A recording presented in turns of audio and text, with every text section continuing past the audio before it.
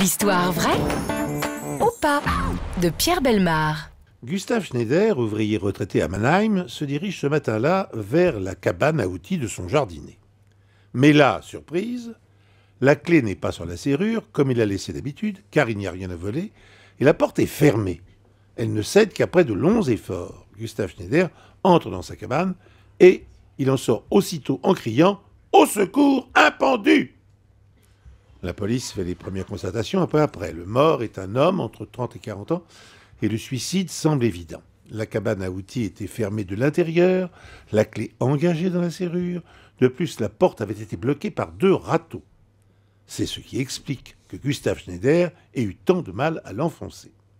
Mais à partir de là, les choses se compliquent. D'abord, l'autopsie indique que le mort avait absorbé une forte dose de barbiturique. Certes, il arrive que des désespérés se droguent avant de se tuer, mais il est possible aussi qu'il ait été inconscient au moment des faits, autrement dit qu'on l'ait pendu. Et surtout, il y a la personnalité du disparu.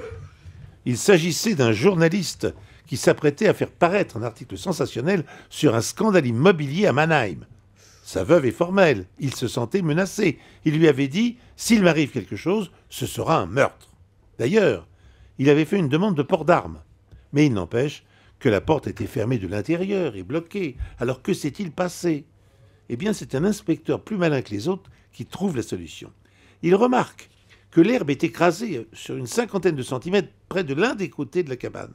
Et il remarque qu'à cet endroit, un petit trou dans la paroi a été fait. Il pose sur le sol une planche qui s'adapte grosso modo aux traces laissées.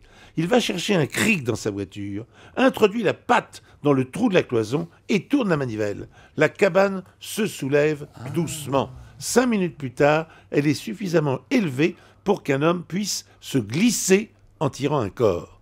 L'énigme était résolue sur le plan technique, mais elle ne l'a jamais été sur le plan policier. C'est beau.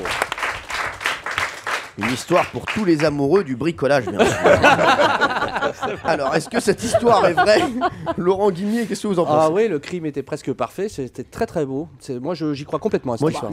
Moi, je buvais les paroles de Pierre. Ah non, moi aussi. Ah oui, vraiment. Manu Payet, notre invité. C'est vrai. Vous pensez que c'est vrai? Ah Valérie Venaïm. Alors moi je crois que tout est vrai mais qu'on a retrouvé le coupable. D'accord. Je suis pour la morale. Elle est pour la... Non, tu es pour la mauvaise foi féminine. Moi, je pense que c'est vrai. Je connais Pierre, il respecte trop le petit outillage pour mentir là-dessus. Je suis sûr que c'est vrai. Pierre Bellemare, est-ce que cette histoire était vraie? Cette histoire Alors, la cabane à outils était entièrement vraie. C'est exactement comme ça que l'on a découvert comment on avait introduit le cadavre à l'intérieur de cette cabane. Mais ma partenaire et voisine avait raison. Le promoteur coupable de ce crime a été arrêté. Celui qui avait été dénoncé par le journaliste. Voilà. Bravo Valérie Donc la police a triomphé. Bravo. Europe 1, les pieds dans le plat. Tous les jours, 10h30, 12h30. Cyril Hanouna.